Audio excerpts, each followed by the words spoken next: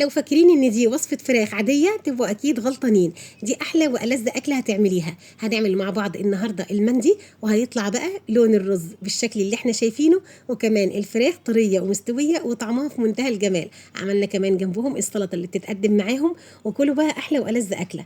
بصي بقى لون الرز ذهبي وطالع مفلفل كده، وكمان في نفس الوقت طري وحلو جدا. ولا الفراخ عايزه اقول لك ان هي دايبه ومستويه وشاربه من التتبيله الحلوه اللي احنا عملناها لها. بصوا بقى يا جماعه، شايفين الفراخ من جوه عامله ازاي؟ بجد خطيره. قولي لي بقى بتعملي المندي ازاي؟ بانهي طريقه؟ بالطريقه اللي هقول لك عليها، ولا ليكي طريقه تانية بتعملي بيها؟ اكتبي لي في التعليقات وقولي لي بتعملي المندي ازاي.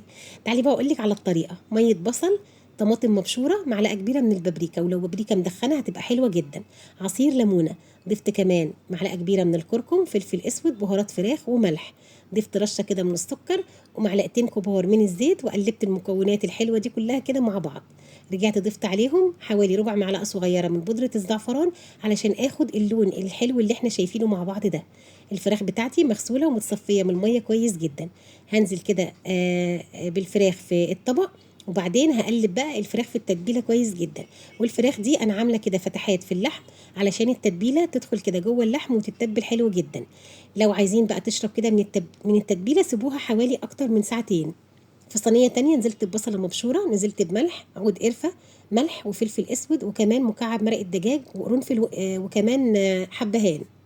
قلبت كده المكونات مع بعضها بعد ما نزلت عليهم بكوبايتين ونص من الرز البسمتي اللي انا غسلاه ونقعاه في ميه سخنه حوالي 10 دقايق. بعد كده نزلت بمعلقه كبيره من السمنه، معلقه كبيره كمان من الكاري، ونزلت كمان بميه سخنه. غطينا كده الرز، وجبت كده حوالي ربع معلقه صغيره من بودره الزعفران، حطيتها في ربع كوبايه من الميه، ونزلت كده في نص الصينيه، والنص التاني حطيت الوان طعام احمر.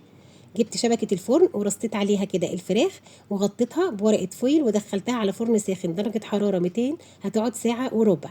تعالوا بقى نعمل السلطة. عندنا طماطم مبشورة، عندي كمان فلفل رومي وتوم وفلفل حامي. هنزل بيهم كده على الطماطم، وهضيف عليهم ملح، هضيف كمان عصير ليمون، هضيف معلقة كبيرة من الخل. هنقلب المكونات الحلوة دي مع بعض، وكلوا بقى أحلى سلطة ممكن تقدموها مع الفراخ. قبل ما ادخل الفراخ بتاعتي الفرن، خدت معلقتين من التتبيله.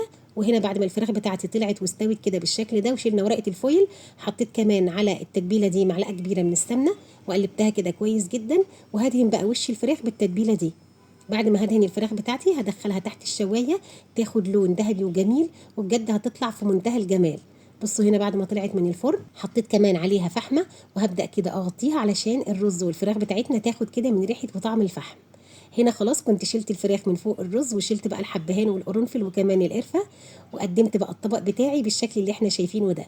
بصوا يا جماعه، شايفين؟ حلوه جدا. الرز كده لونه ذهبي، وبجد طعمه وريحته في منتهى الجمال. ولا بقى السلطه اللي احنا عملناها دي مع الفراخ والمندي كده، طعمها مش قادره اقول لكم كان حلو قد ايه. عايزاكم بقى تشوفوا كده لون الرز عامل ازاي، بجد ذهبي وفي نفس الوقت طري ومفلفل، وهيعجبكم جدا لما تجربوه بالطريقه دي.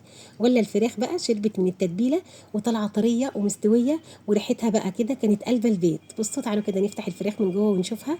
بصوا يا جماعه، الفراخ بجد دايبه، شايفين؟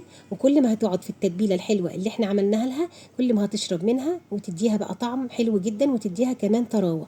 بصوا بقى، شايفين الطبق بتاعنا؟ عايزاكم تجربوها وتقولي رايكم فيها ايه. وقولي لي بقى في التعليقات لو بتعملي المندي بنفس الطريقه، قولي لي بتعمليه كده ولا لا.